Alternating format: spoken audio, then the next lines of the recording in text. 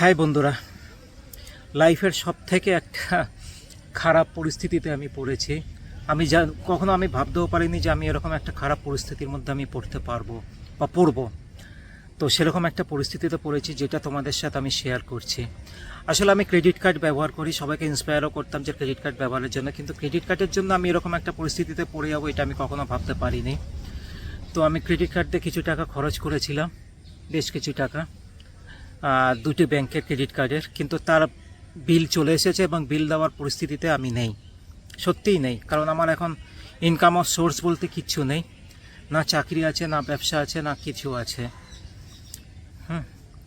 আমার দুই মেয়ে এবং আমার ওয়াইফ, এই নিয়ে হলো আমার ফ্যামিলি। অ্যান্ড দুটো কার্ডই হলো আনসিকিওর ক্রেডিট কার্ড। তার বিল চলে এসেছে, কিন্তু কীভাবে দেবো আমি বুঝতে পারছি না। 4-5 দিন তো খুব খারাপ গেছে, আজকে নিয়ে 8 থেকে 10 দিন হতে চললো। আমি যে তোমাদের সাথে কথা বলছি এই পরিস্থিতির মধ্যেও আমি ছিলাম না।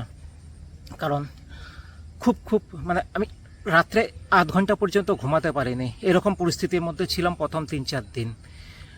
দিনের বেলা আমি 5 মিনিট এক জায়গায় কোথাও বসতে পারছি না, ভেতরে একটা অস্থির হচ্ছে, শীত দ্বারা এখানে ব্যথা করছে, আমি তোমাদের বোঝাতে পারবো না। খাওয়া দাওয়া করতে আমি 4 দিনে 1 থেকে 2 বেলা খেয়েছি, এরকম পরিস্থিতির মধ্যে ছিলাম যে কি হবে আমার সাথে, কি হবে আমার ফ্যামিলির সাথে, কি হবে আমার পরিচিতদের সামনে আমি কি মুখে দাঁড়াবো, এরকম একটা পরিস্থিতি। মনে হচ্ছিল না একটা বিশাল কিছু অন্যায় করে ফেলেছি। আর পরিস্থিতি কখন জানো আরও খারাপ হয়, যখন তোমার আশেপাশের পরিচিত বা ফ্যামিলি বলো বা যাই বলো, তারা যখন তোমাকে একটা অন্য নজরে দেখতে শুরু করে, তো তখন যেন আরও নিজেকে আরও খারাপ মনে হয়। এমনকি এমন একটা পরিস্থিতি হয়েছিল যে 1-2 দিনের মধ্যে, যে আমার মনে হয়েছিল যে আমি সুইসাইড করে ফেলি বা আত্মহত্যা করে ফেলি। আমি জানি না সেই পরিস্থিতি থেকে আমি কিভাবে বেরিয়েছি, কিভাবে বেরিয়েছি আমি তোমাদের সেটা বলে বোঝাতে পারবো না। পরপর আমি ইউটিউবে ভিডিও দেখে গেছি, সবার সাথে যে আমি শেয়ার করবো সেটাও আমি বুঝতে পারিনি, যে কারোর সাথে শেয়ার করবো সে আমাকে কি নজরে দেখবে। এরকম একটা পরিস্থিতির মধ্যে ছিলাম। তাও কোনো রকমভাবে খোঁজ খবর নিয়েছি। আর ক্রেডিট কার্ডের বিল ফেলিয়ার হলে কীভাবে কি করতে না করতে আমার কিছু আইডিয়া নেই, কোনো জানার কিছু নেই। সবার কাছে ইনফরমেশন এই ব্যাপারে থাকে না। তো 2-4 জনের সাথে কথা বলেছি, যাদের সাথে হয়তো বা তাদের পরিচিত কারোর সাথে এরকম হয়েছে। অনলাইনে কয়েকজনের সাথে আমি, বিশেষ করে যারা অ্যাডভোকেট আছে তাদের সাথে আমি কথা বলেছি। তাদের পরিচিত একজন অ্যাডভোকেটের সাথে কথা বলেছি। তারা তো কথা বলতেও তারা ফিস নিয়েছে।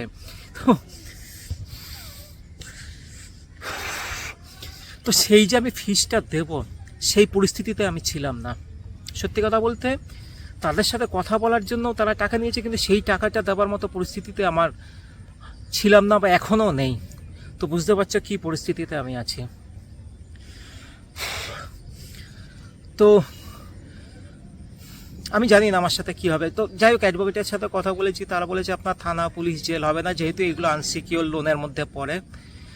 তারা তো অনেক রকম আশ্বাস দিয়েছে। অ্যাডভোকেট আমাকে একটা কথাই বলেছে, যে আপনার যখন পরিস্থিতি ভালো ছিল, যখন ইনকাম ভালো ছিল, তখন আপনার সিভিল দেখেই আপনাকে আনসিকিওর ক্রেডিট কার্ড দেওয়া হয়েছে। তো আপনি এখন বিল দিতে পারছেন না, তার এই নয় যে আপনি কোনো ফ্রড করেছেন বা 2 নম্বরি করেছেন বা জালিয়াতি করেছেন, সেসব আপনি কিছুই করেননি।